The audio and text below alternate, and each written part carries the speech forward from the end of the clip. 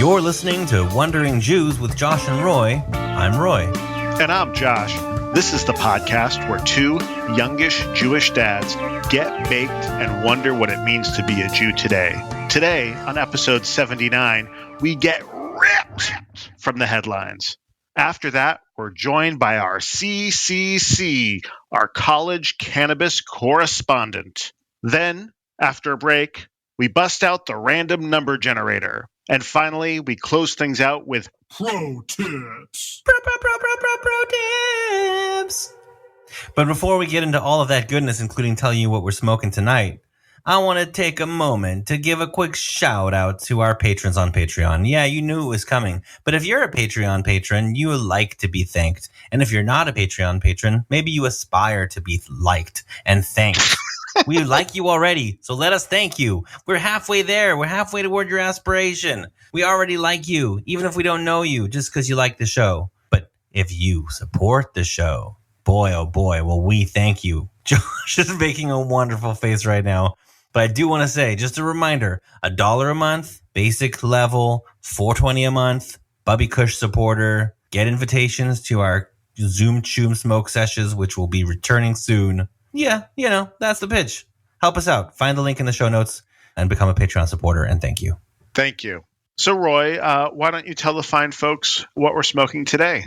Well, we are smoking, dedicated listeners to the show, real fans, real fanaticals will know that anything purple in the weed world is going to get my attention. I'm just a fan of the perps.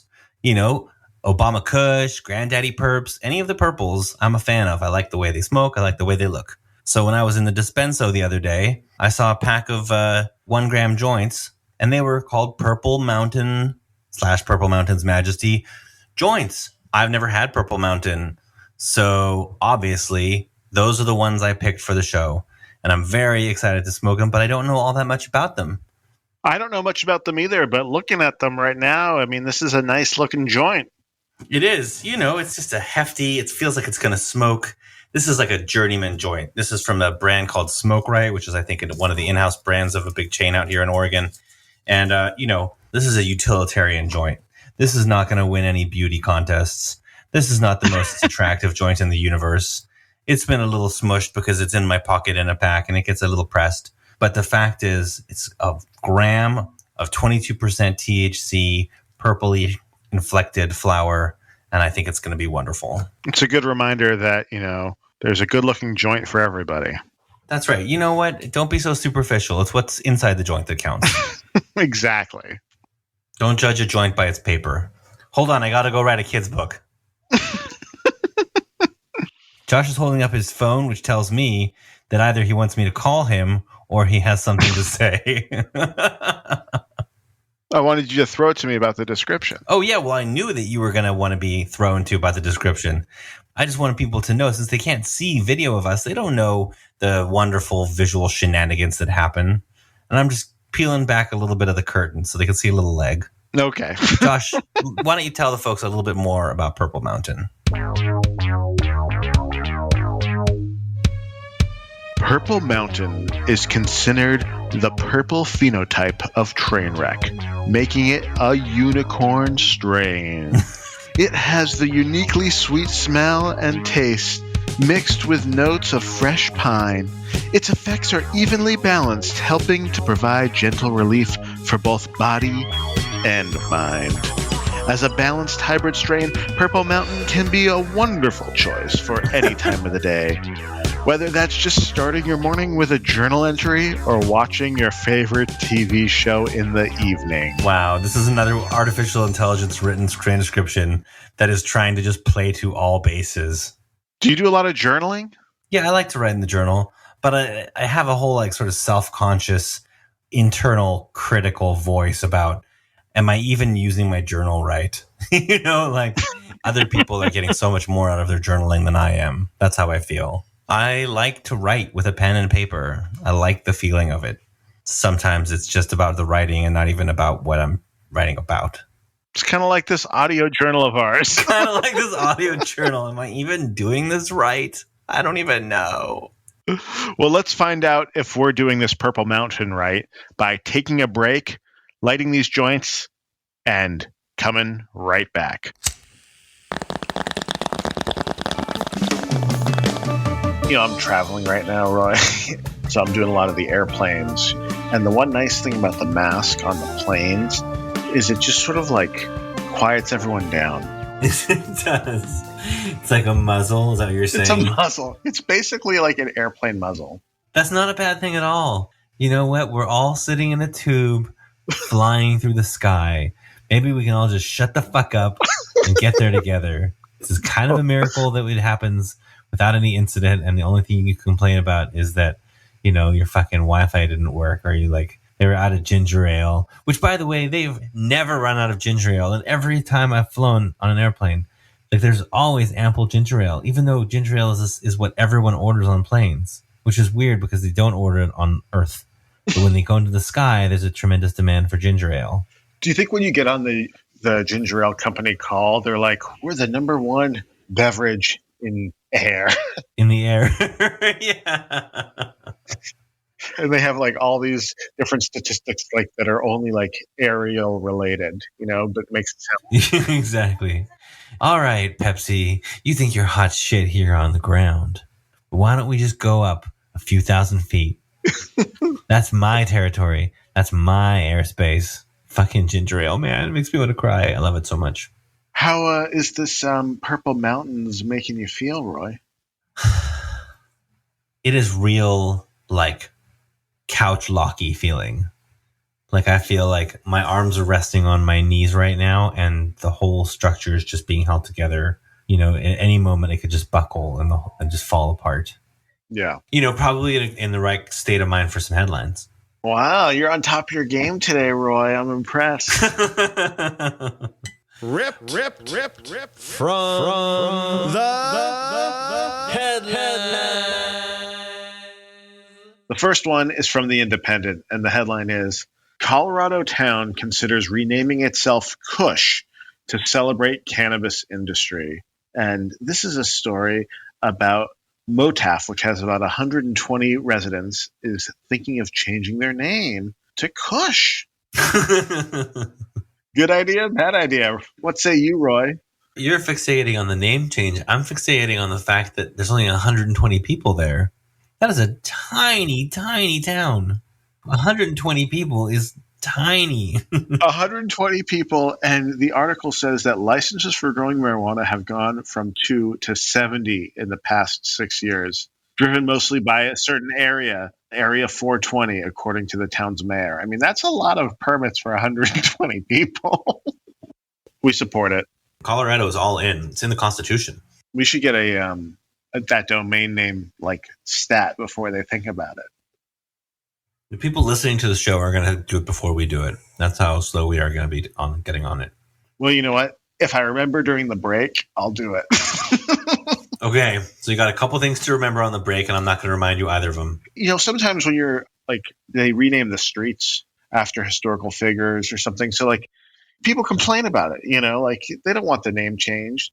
But then you think about a town, where you grew up, where your family's from. Your last name is Moffat, okay? This is your grandfather's grandfather's grandfather's town, okay? Mm-hmm. Are you still wanting to change the name? Or is it okay for that guy to want to keep it the way it is? I mean, do you own the town? No, but no. Then end of story. It's not your town. You have a family connection to it, but like the town of Moffat, like that's not exactly a pretty compelling, beautiful name. It's just a family name. Those place names shouldn't have any significant meaning. Yeah. I mean, place names that feel like tethered to like the geography of a place or to the history of a place, but just like somebody got there and like stuck a claim in the ground and registered a piece of paper with the state and said that this piece of dirt here is now what I'm going to call Moffat, Oregon, because my name is John Moffat. Like, wow, what a compelling backstory for your town. Not about the backstory, it's about the story, the story going forward. Huh. There aren't that many places named Future. I want to start a town in Oregon called The Future, and then everybody there can just say they live in the future. Well, maybe in the future we'll visit Kush, Colorado. Maybe on the break, Josh. Maybe on the break. Our next headline is from Eureka Alert, which I think is some sort of journal. It's an aggregator of science publication, article, press releases. It's a good source. The headline is, marijuana use is much more common in U.S. states that have legalized recreational cannabis. And this is from Columbia University's Mailman School of Public Health. And it's this study that studied these rates and found that people who live in legal states smoke more weed. Oh, this is also from the No Shit Institute at Columbia University? Why did they do this study? Someone has to do it so that someone in the future can't say, well, no one knows that for sure. You're just covering your bases study. People with swimming pools are statistically more likely to be swimming. Okay. And? So, yeah. I don't know how this is even called a study, but yes, of course. That's the whole point. Did they think that these states were going to pass and legalize so that nobody would consume there? Yeah. Did they not understand the whole time that the people weren't consuming just because of the fear of the consequences of it? And that's why they're getting rid of these stupid laws, because there shouldn't be consequences for this stuff.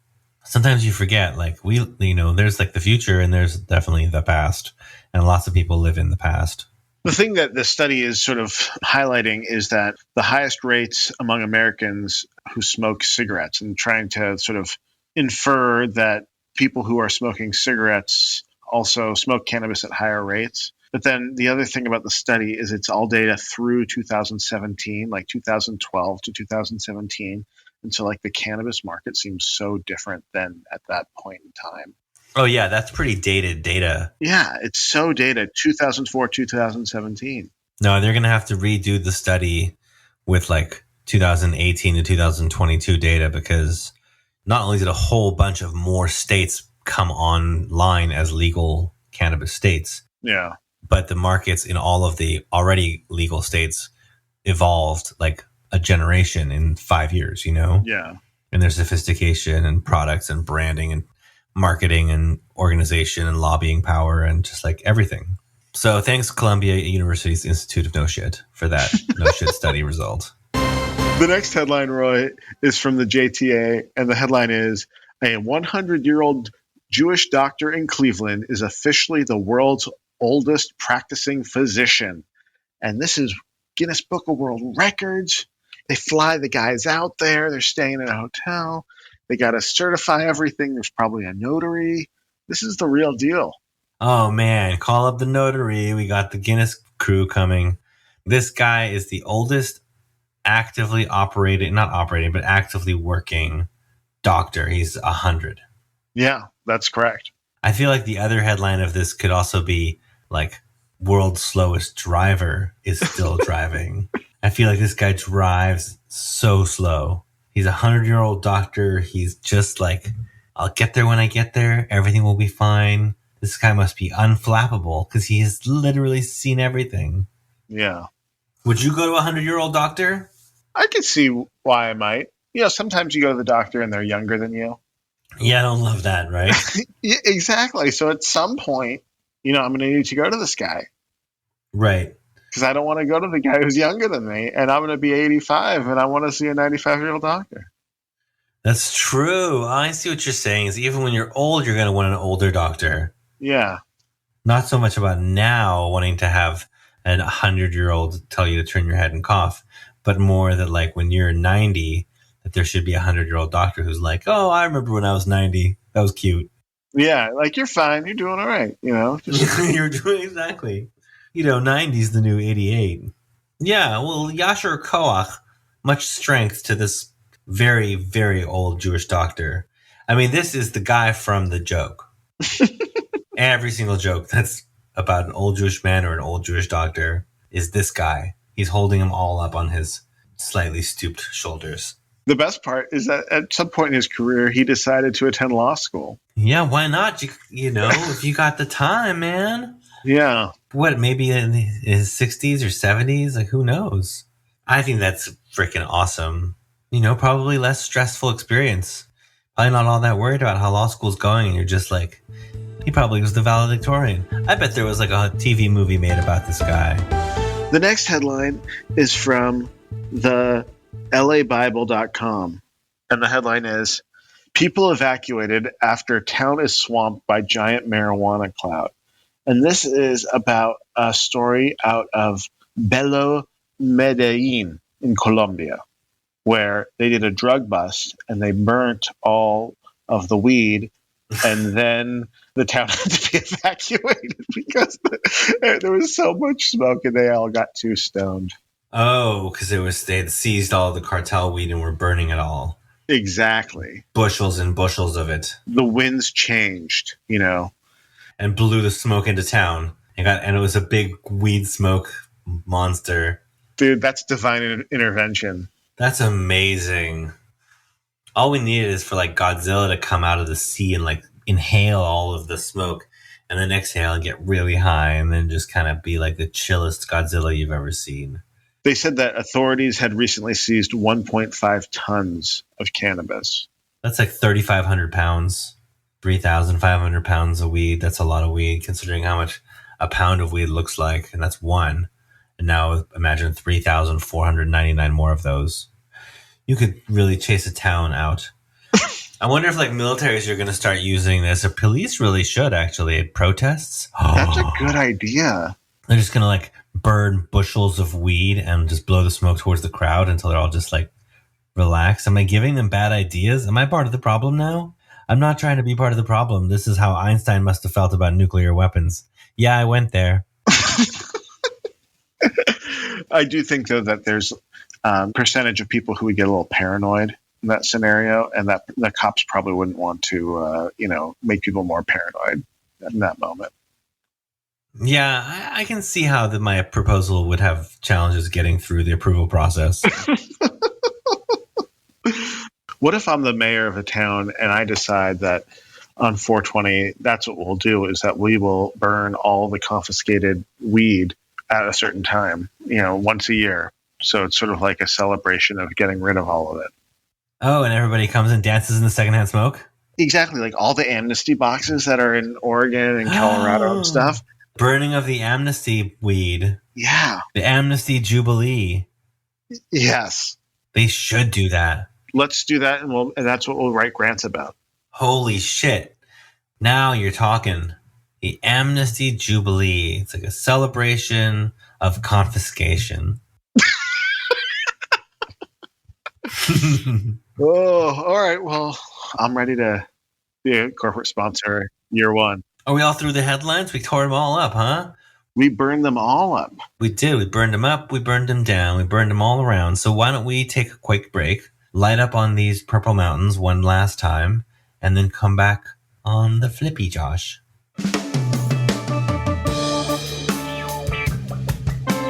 So, Roy, tell me about the feelings in your body.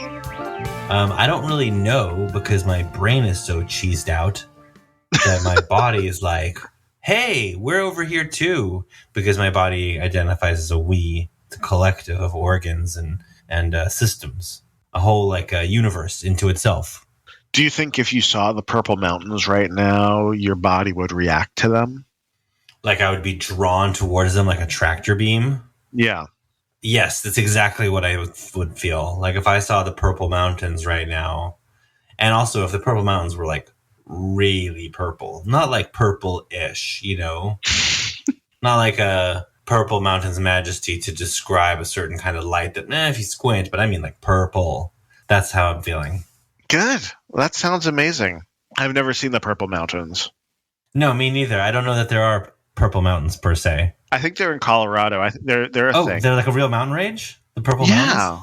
Well, isn't it the song Purple Mountains Majesty? With Purple Mountains Majesty. That's all I remember. That was not the melody. That is definitely not how that goes. I'm good. I'm glad you're feeling this way. I'm feeling the Purple Mountains. You know what I'm also feeling? What's that? I'm feeling like introducing our special guest for the episode today, our CCC, our college cannabis correspondent.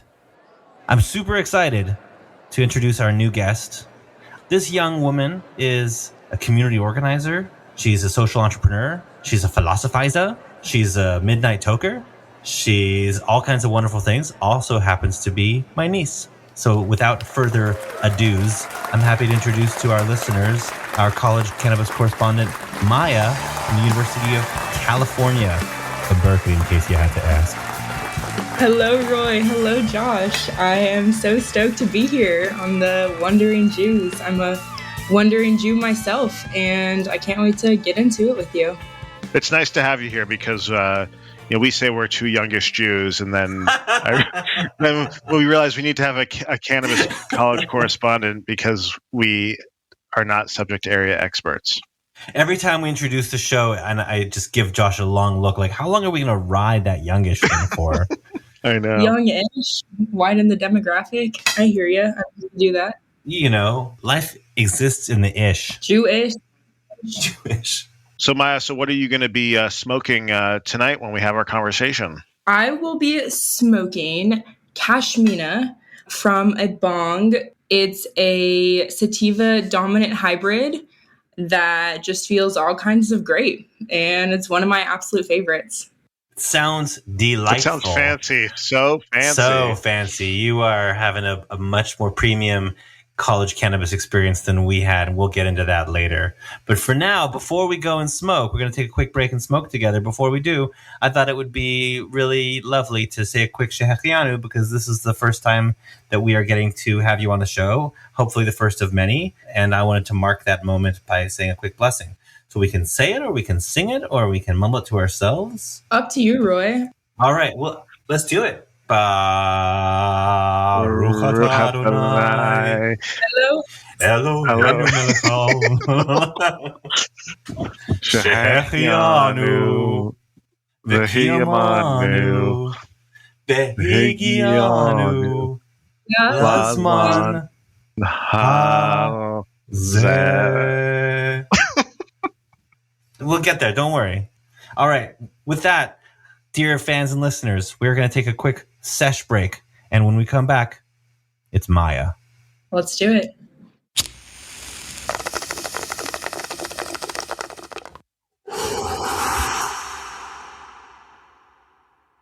That's so funny. That's so interesting that you chose to sing it. I was going to say sing it. I think that's a good way to do it. I feel like they're all better sung. Huh. I always get such a positive feeling for the mumbling.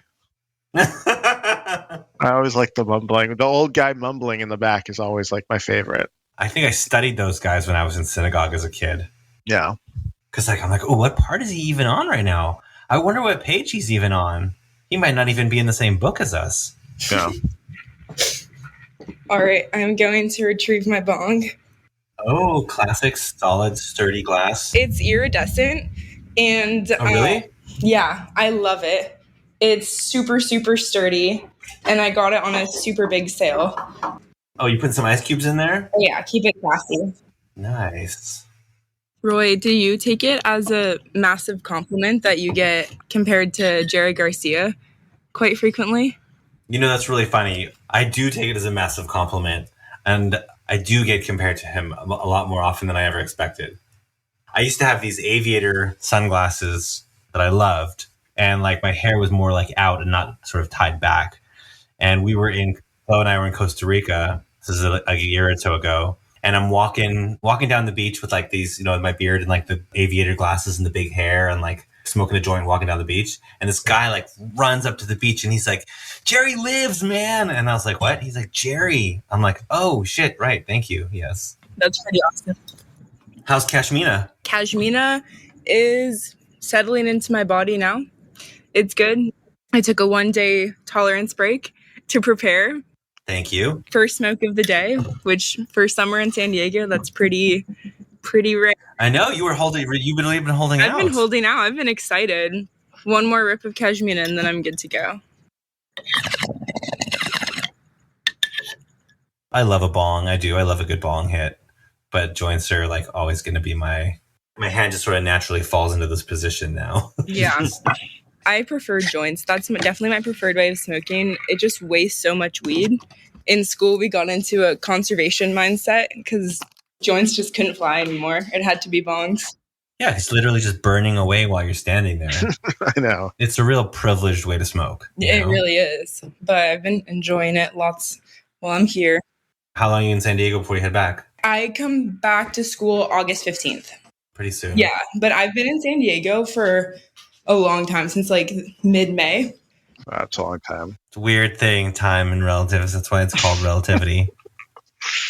It's one of Kant's, there's only two forms of life, and it's space and time.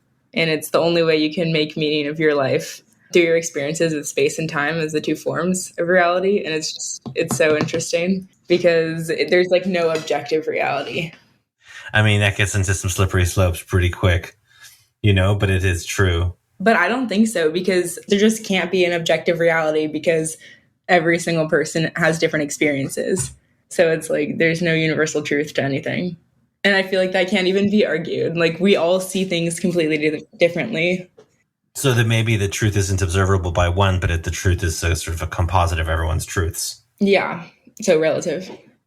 Fractal truth. But it's not fractal, because your experience is completely true and like in its wholeness to you. So it's like truth is literally just by the user. Oh, well, I don't know. There are people who would argue that like truth is the ultimate definable thing. But how can you say that? Hey, Josh. How's it going over there? I lost you 4 truths ago. Fair enough. I'm a philosophy major, and I just took a course, Modern Philosophy. It's Descartes through Kant. Do you think they figured it all out? Oh, certainly not. It's crazy. Like, Descartes goes into what's called a Cartesian circle, where he just proves something because of something, and that proves it right back. So he says, like, God is real because I define him, and I define him because God is real. Yeah, it's a tautology, right? Yeah. So I don't think that proves anything at all. Or no, they didn't figure it all out. No, but everybody spends a lot of time studying them. They do. It's crazy. It can get pretty dry, but weed makes it a lot better. Weed makes it pretty fun.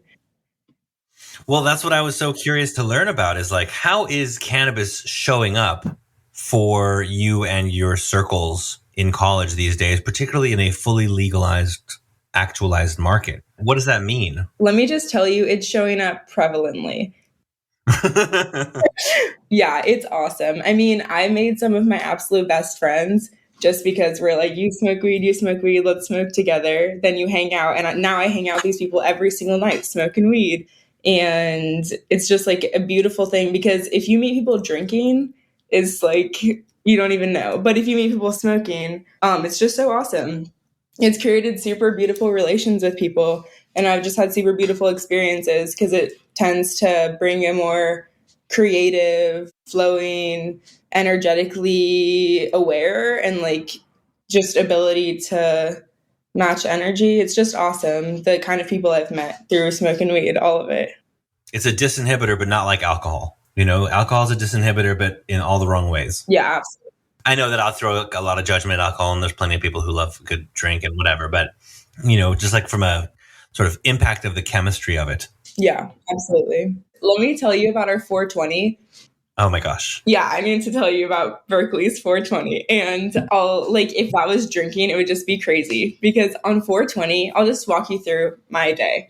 I'm working on an essay really hard. I locked myself in the library all of 419 to write this paper for a super awesome class, which was Gender, Race, and Sexuality in Global Politics. And it was on this awesome book, Ayn Rand and the Culture of Greed by Lisa Duggan, which really shaped my views. But I'm working really hard on this paper to finish it, because at midnight, we're going to go to the Glade, which is our big grassy area in front of our big, beautiful library.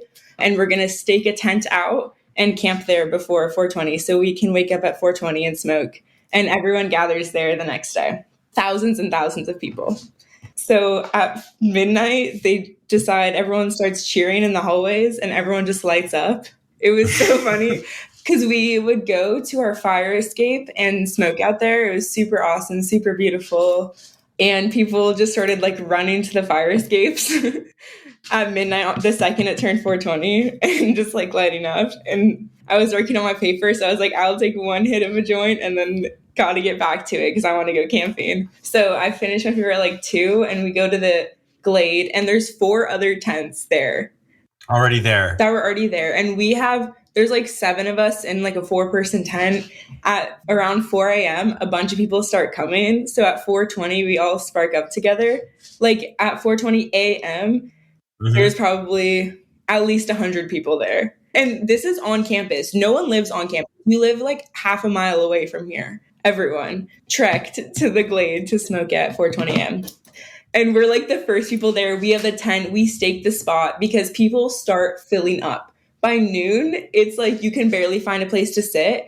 And by like 1 or 2, it was so packed. I went up on this balcony and looked over, and it looked like Woodstock because it was just packed. There's smoke everywhere. Everyone was just vibing, music, dancing. It was crazy. It was such good vibes. And then at 4:20 a.m., PM, the whole Glade just turns into this big cloud of smoke. Like everyone's smoking. Then people just like hung out there. Like we left at like 10 or 11 p.m.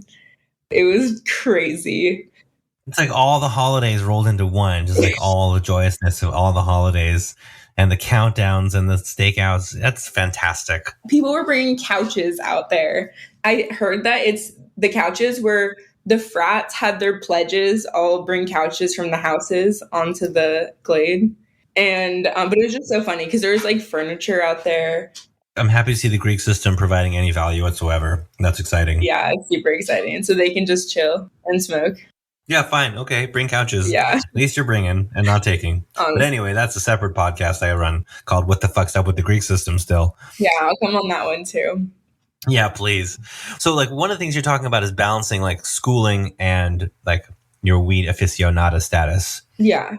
Are people still using weed to like self-medicate for ADHD? Are they using it in their studies, or are they using it in their creative development? Or are there people who are really like, that's for the weekend and studies for the study? Like, how do they manage that? So, because there's perspective out there by some still that like, okay, weed's legal. It's not very harmful, but it's not going to help you, and it's going to hold you back from succeeding, particularly academically. And that's a bullshit narrative that still hasn't died yet.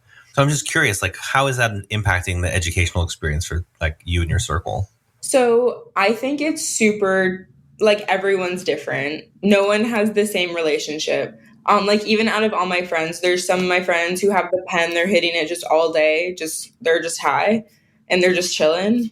Some of my friends only smoke on the weekends, or like I personally mostly only smoke at night because I do have ADHD and I tried the whole smoking weed helps me, but that's just not the truth. It was not helpful for me studying wise.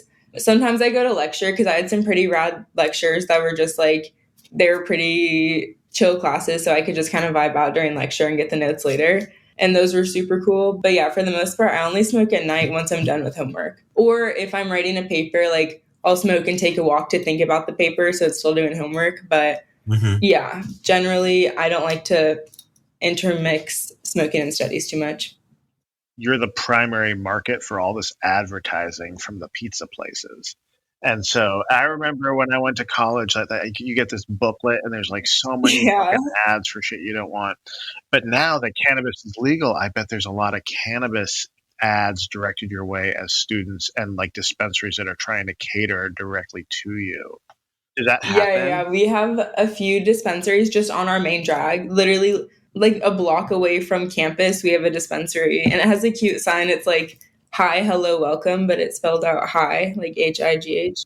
They're just out there like chilling. Like it's inadvertently advertisement because everyone just chats and then goes there, even though it's so expensive. But honestly, I got an ad online about this thing called City Delivery where you literally just get this. It's crazy. This is how I get my weed. I pick however much I want, whatever I want. Granted, they're usually sold out, but they'll give something else, so it doesn't matter. And you order it online. There's no shipping and no delivery fee and like minimal taxes, like way less. It's way cheaper. And then they drive to you and deliver at your doorstep a baggie full of weed. How long does it take when you order it? When do you get it?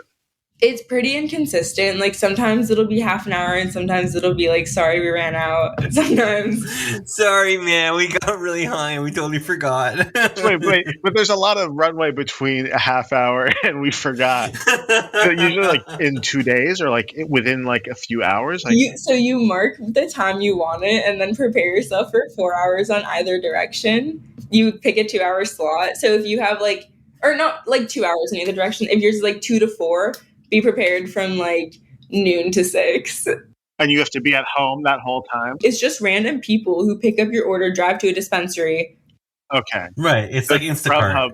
It's Instacart for it. Okay. For weed. Got it. I mean, we all knew this was coming. That, like what's next is like the fucking drones coming and dropping it off at your house. There's not even a person anymore. Awesome.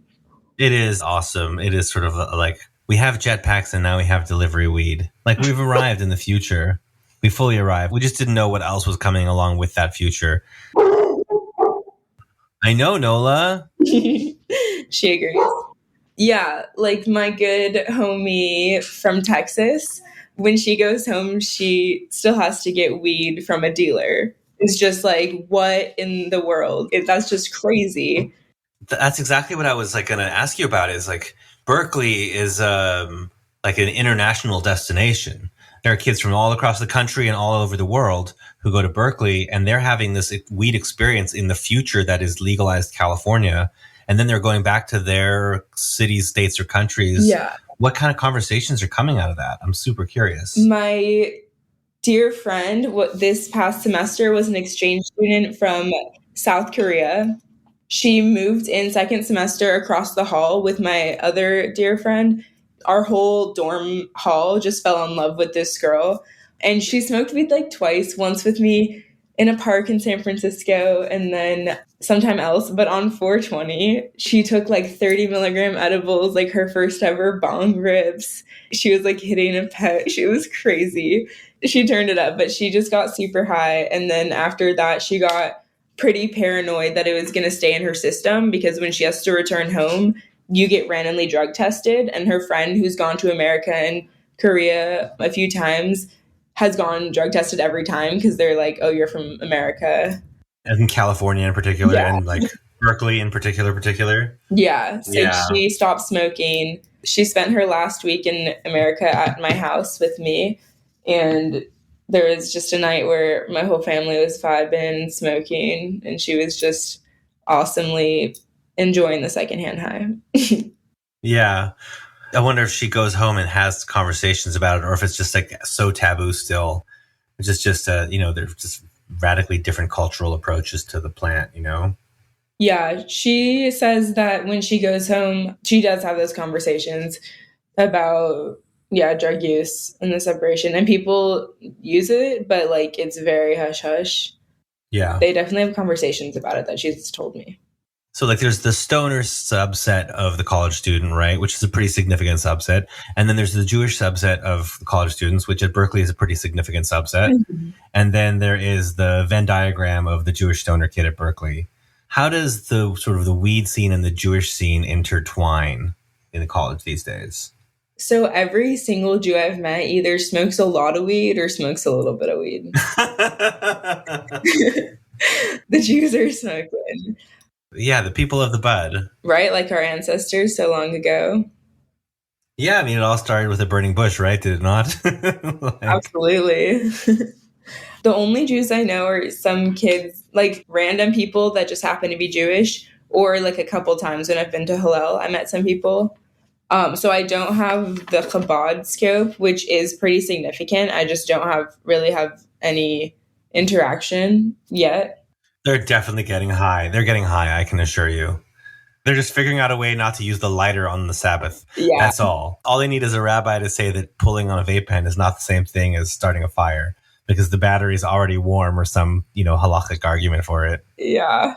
Oh, because they do stay on all the time. If they stay on all the time, like a hot plate, it's allowed to be on through the Sabbath. But you have to suck in. I mean, you're going to breathe anyway, aren't you? That's a great argument.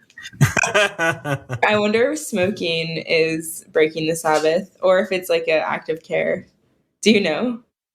Like growing up as a kid in Israel and elsewhere, like adults were always smoking. I don't ever remember anybody not smoking because it was the Sabbath. And like Orthodox folk. Well, yeah, I mean, you can't start a fire, but if there's any other way to do it, or if you have somebody that's interested in lighting for you, I just can't imagine people who enjoy a good smoke of any kind, whether it's a pipe, tobacco, just being like, no, I'm not going to do that thing I love doing on the day I'm supposed to be resting. Mm-hmm. Like that is rest for me. Like Sabbath and weed like go together like fucking, Sabbath and wine. Yeah, there is no work involved. It's all rest, relaxation. Is grinding technically working? I guess it is, but I could pre-grind it. I'm not opposed to You have it. to move your hand. You Is that extra exertion? Like, how far does the stretch? There's a lot of micro details here. I mean, this is why there are still yeshivas in existence, because there are still people trying to answer all these questions. Yeah, I would love to talk to them about is smoking breaking the Sabbath. You should call like a Chum summit, like a convening with the Chabad stoners and like bring them together. We just had this awesome cantor who used to come to our synagogue from Israel, and he's in rabbinic school. We had him over for dinner and for Shabbat, and he said when he's a rabbi to just call him with anything. So I would love to follow up on that and call him. Yeah, take him up. Yeah, I'm going to. That's very interesting. I'm curious what he would say. Hey, Maya, hi. How are you feeling? I'm feeling good. Feeling chatty and talkable was the vibe directions, and I think the Kashmina was a great choice for that. Feeling good. It's fun to chat. It is fun to chat. Joshy, how are you holding up, man? I'm feeling great. I feel really good right now. But I'm also trying to understand how it seems like your college experience is really shaped by cannabis and just how jealous I am. Yeah, it's actually gnarly. It's crazy. It's just wild. It's awesome. It's like a testament to the kind of change that is possible in not a whole lifetime, because like we are not that much older than you. And we are, but we aren't. 20 plus years, 20, 25 years. But like in those 20, 25 years, 2.5 decades. We've gone from like place where we were still trying to like, get weed from dealers and fucking have to smoke it through toilet paper rolls with like dryer sheets on the end of them so that they didn't like stink it up. But then it just smelled like weed and dryer sheet. It was a terrible idea, and I never understood anybody who was sold on it. But that's another topic. But like it was just a very different experience, and we didn't even like dream about what it would be like to have it legal, because it just seemed so like never gonna happen. That's the thing about like prohibition. That's the thing about bondage. It feels like it's never gonna end. That's part of the oppressive nature of it. Yeah, for sure. That's interesting to think about where we are now. I wonder, but I feel like that's coming to an end with our planet. The future may have some really bright parts, but we're not all going to get to see it. Yeah. I don't know what the number breakdown is going to be, but it's not going to be pretty. Yeah, not pretty. I wouldn't buy any like super beachfront property right now. My awesome sister is a hardcore environmentalist. She's vegan. She does super cool shit. She definitely does her work. So it's super fun to get rubbed off on her energy on that when she's around. Yeah, she's going to be like on one of those like Greenpeace boats that's like blockading the whaling ships from going out. I see her running a fucking business that's doing something on the corporate side, because private organizations run America, which runs the world. So if you get in with the private organizations, then you're actually making change. So I hope that's what she does, plays with the game. Berkeley to become a capitalist. I love it. Wow. It's unfortunate. Berkeley to become a realist, I think. Not capitalist by heart. It's so funny. Capitalism is talked about in every single conversation I have. I think if I went by and like counted the conversations I have in a day, and granted, I have a lot of conversations. You see everyone all the time. I was never alone, like constantly seeing people, constantly talking. I think capitalism would come up in more than 83% of our conversations. It's crazy. I'm really glad that the statistic landed a little sharper, because, like 80 felt like it was bullshit, but 83 definitely feels real. That's what I was saying. 83. That's a lot of capital talk. Sometimes I feel like talking about capitalism while also benefiting from all of the ups of capitalism is like just it's the ultimate performative thing to do. Mark Twain said, like, everyone complains about the weather, but nobody does anything about it. That's how I feel about people talking about capitalism. Like, you're not going to change capitalism. But the thing is, if we keep talking about it and enough people really recognize it, then how couldn't we change it? One day it's not just going to be talking about it. That's why. because I think it actually is really important that we talk about. I think talking's super important. I don't think talking's performative, but I think posting on social media is performative. I think that's silly. Oh my gosh. I guess what I'm saying is, like, if you're going to want to talk about capitalism and you're going to want to sort of do the critique thing and do the it needs to change thing, then I don't know, like, offer a suggestion or even like take action of some kind. But what action? Well, like shop at co-ops, buy from companies that are cooperatively owned, like support sort of labor rights movements. I think those people I know who do talk about capitalism a lot really do those things. I think they do really shop local, shop small, shop sustainable, but local is the key. And I really admire them for that, because I haven't met a lot of people who talk about it a lot and don't put in the work, which I find respectable. Like, I try, but like I could try a lot harder. And I definitely talk about capitalism a decent amount, but I don't go super overboard with it. But it's wild. I'd say it's like one of the main things we talk about as a whole collective, if not the top thing. It's like the philosophers we talked about at the beginning. There's a lot to unpack there. There's plenty of material. For sure. That goes deep. Dude, I'm so glad that we're still with it, because we're talking about capitalism. And so that just means the Wandering Juice community is like on top of all the trends. Yeah, we're the hottest. That's what they say. Yeah. That's what I picked up from the conversation. Josh, I'm curious what your take on capitalism is from a weed standpoint, with the uprising of the commercialization of marijuana, the industry.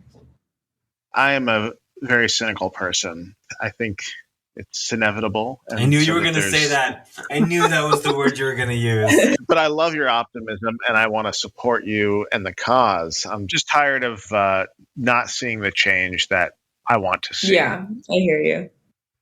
I love that you're talking about it, because you should be. And if you're talking about it, it means I don't have to. Yeah. So while you're talking, I'll just be puffing on a joint in the corner. Okay, I got you. He's happy with how you're representing. Absolutely. I'm so glad you're our cannabis correspondent in college. I got the third C in there too, eventually. Yeah, this is wonderful. I've got so many questions for you for next time. You've got some follow-up homework to do. So, let's make sure that we circle back and figure out, what the latest is then. Yeah, awesome. When the then becomes the now. When the then becomes the now. Maya, it's been a pleasure. Thank you so much for joining us. Yeah, this was so much fun. Zol Zayn Mitmazel, may you live a life full of purpose and joy. That's not what it means, but I just translated it fine. I mean, keep wondering. Amen. This was awesome.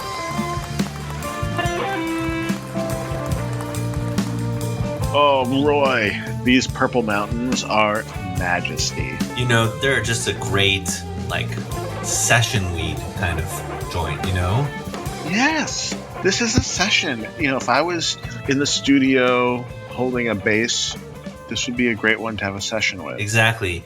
It's not going to get you blitzed out of your gourd. It's not going to make you physically useless or mentally useless or so expansive that you can't really focus on anything. It's what I would say is almost like a quintessential Josh and Roy strain, which is that it's a get shit done weed. You could run errands on this weed. You could do all kinds of things. You could get shit done. I wouldn't necessarily want to smoke it and do some sort of really emotionally intense kind of work. It doesn't feel like that. I watched Handmaid's Tale the other night. That's not something I would recommend doing anyway, but also specifically not on Purple Mountains. Those energies do not sync up. Yeah. Yeah, so you liking it? Yes, I'm enjoying it quite a bit. Well, our random number generator gets a fair amount of exercise. Sometimes it gets relegated to the back of the Wandering Juice closet. Every so often we pull it out. Recently we've been sort of playing it a little more because we forgot how much fun it is to have a thing pick a thing for you. It's like the future, because, you don't have to do it. It takes away, there's so many decision points in your life, Roy, and it's nice to have a machine pick one once in a while. Oh my God. Sometimes you say things that just terrify me to my core. You're like, what would be great? Less choice. I feel like choice is overrated. I want people to just make more choices for me. What if it was just a machine that picked it at complete random with no rhythm or method whatsoever? I would like that. Mhm. You would go to Taco Bell and you just ask random number generator to pick the menu, and it just randomly picks something off the menu, and you're like, okay, Yeah. well, what's it going to pick for us tonight? Well, Roy, as you know, I found the only top 50 Jewish jokes of all time from JewishCareIntact.org, which we know is the leader. Not a fake website. The industry leader in something. JewishCareInteract.org. So apparently it's an org. Okay, well, we all know how stringent those standards are. So these are the 50 best Jewish jokes. And I love a good Jewish joke, but here's the thing. You can't do them all at once. You know, if you had the uncle and he gives the one Jewish joke, like you only need one of those. Only one of those uncles or only one of their jokes? Both. You don't need multiple jokes from multiple uncles. Correct. Then you would not want to be one of my nieces or nephews because they have lots of uncles with too many jokes. Well, let's turn this number random to number iterator up on. The random number generator has been summoned. The random number generator has been turned on. The number is 12. Wow. What a stretch for you, random number generator. Congratulations. You're a sentient machine, and you've been given the task of picking a number between 1 and 50. You have infinite computing powers, and we are giving you literally nothing to do. Do you think we could replace the random number generator with a hat with just like pieces of paper labeled 1 through 50? We could get a monkey who was grabbing ping pong balls. We could have a crow that used a typewriter or a calculator and just tapped numbers with its beak. And I'm not saying that crows are not intelligent. They're extremely intelligent. I just don't think they recognize our sort of Arabic numerical system. That's all. That's all I'm saying. What if they were using Roman numerals? It would be easier for the crows to pick up. You're right. All right. This is the 12th best Jewish joke of all time, according to JewishCareInteract.org. We've got to get better sources, but go on. A young woman brings home her fiancé to meet her parents. After dinner, her mother tells her father to find out about the young man. The father invites the fiancé to his study for a drink. So, what are your plans? Asks the father to the young man. I'm a Torah scholar, replies the man. A Torah scholar, the father says. Admirable. What will you do to provide a nice house for my daughter to live in, as she is so accustomed to? I will study, the young man replies, and God will provide for us. Then how will you buy her a beautiful engagement ring, such as she deserves? Asks the father. I will concentrate on my studies, says the young man, and God will provide for us. And children? Asks the father. How will you support the children? Don't worry, sir. God will provide, replies the fiancé. The conversation proceeds like this, and each time the father questions the young man, insists that God will provide.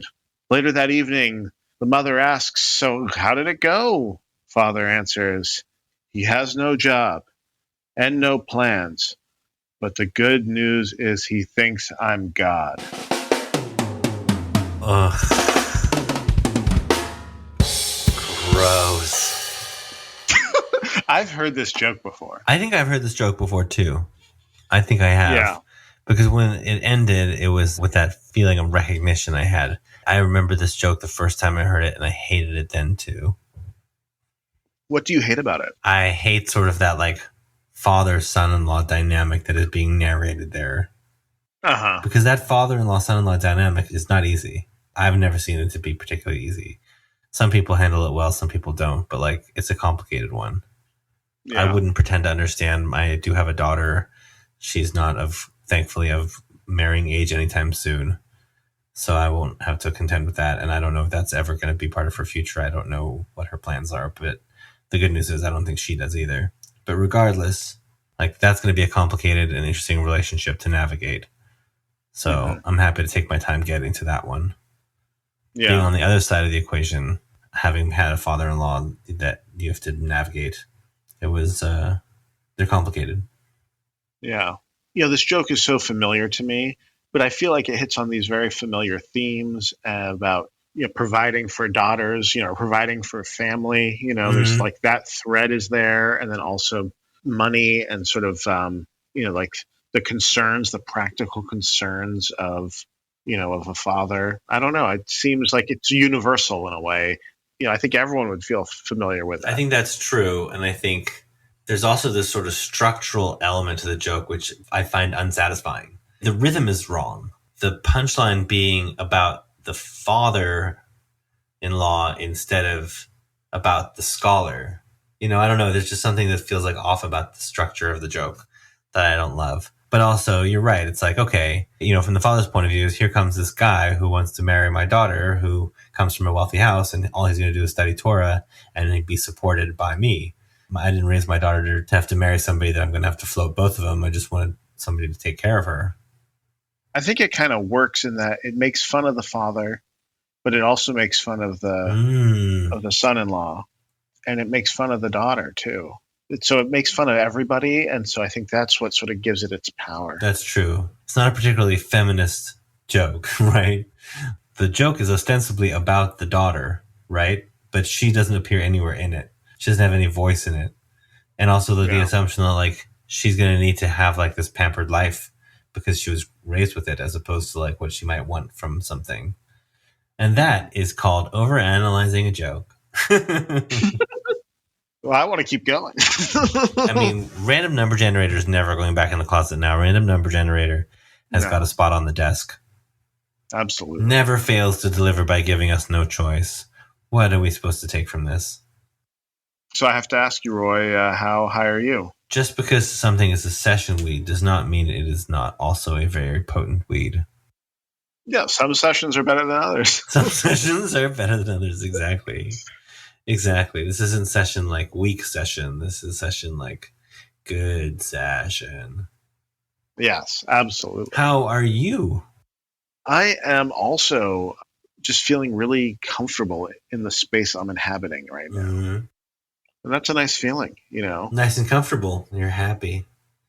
We do have one more segment to get to when you're ready, but comfort-wise, I mean, look at me, man. My cheeks are like resting on my right bottom of my face. Yeah, they are. You look relaxed, so that's nice. I feel relaxed. How do you feel about sharing a pro tip? Pro tip! Well, Roy, I have a cannabis pro tip for us today. I've been doing a lot of traveling, and, it always leads to traveling with cannabis and how you do it, and let me tell you what I think is the most important thing, and that is that vape pen cartridge batteries can't go under the plane, right? Because those batteries aren't allowed under the plane. Right. So you got to put those above the plane. So my pro tip is so I don't blow up on the way home. I want everyone to put their batteries on top of the plane. And by that, you mean where? So this is what I do. I take apart the cartridge and I put the cartridge part in my check bag in the toiletries. It's just it's a cartridge, right? And then on the plane, I just bring the battery pack in my backpack. Oh, so it's like you bring it into the cabin with you? Into the cabin because it's pressurized. And then you feel no pressure because you're following the rules. Because you didn't put the battery into your checked bag. Correct. Because that's where it'll blow up because it's non-pressurized situation? I mean, you're not supposed to put those batteries under the plane. I don't understand the science of why they blow up. I don't either. Like, what the hell? It seems like kind of a big deal. Yeah, I don't know if they will blow up. But it doesn't change the pro tip. No, it doesn't change the pro tip whatsoever. It does not change the pro tip. My pro tip is also a weed pro tip. And it is this. Remember that your high and your blood sugar level are integrally intertwined. Like, be mindful of, like, if you smoke on, like, in the morning on an empty stomach, for example, it might affect you very differently than if you smoke in the morning after you have breakfast and a cup of coffee. If you are hungry when you are smoking, it is a different experience than when you are not hungry and you are smoking. Or when you are, like, eating healthy and smoking versus eating unhealthily and smoking. The weed exists in your system alongside and in between all these other systems and experiences that are happening. And sometimes we tend to think of it as just like this thing we consume and it has like a cerebral effect, or maybe it has like a body effect, but we don't think about how its effect is affected by other phenomena happening as well. That's a good pro tip, Roy. Thanks, man. Just looking out for everybody, man. And we appreciate it. We really do. Yeah, this would be a cool weed to have. This feels like a Roy weed. This is a nice weed. It's a real nice like session weed. Sit around with your friends.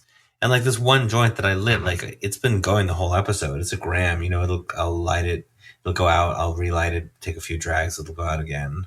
A gram is a solid couple of hours of occasional puffing. Absolutely. Would you grow this in your Cedo? Yeah, I would definitely grow this. Yeah, it's a really nice weed to have. I'm so happy to hear it. Episode 79, Josh, which I believe, if I'm not mistaken, is a prime number. Somebody can check me on that, but I think it is. That means this is our last episode of the 70s. And as a child who was born in the 70s, it's a very meaningful number to be exiting. And we're going to be entering the 80s. Oh man, we're going to be in an episode of the 80s. Like the 80s as a 10 episode set is going to be like, inspired by the 80s, man. Do you know what I mean? Okay, that sounds fun. That would be fun. There's an 80s tie into every episode that started with the number 8. Yeah, I'll try to remember it. Yeah, try to remember what I'm on the next break. Well, this was a fun one, Roy. I want to thank our college cannabis correspondent. Big shout out to Maya. Thank you for being on the show. I can't wait to have you back on. Great job. And thank you to all of you for reviewing us wherever you get the pod and following us on the Twitter, talking to us, hanging out with us. Giving us attention, validation, letting us be with you, ease your difficult moments, provide you with like a little bit of respite. Hey, until next time, I'm Roy. And I'm Josh. Keep wondering.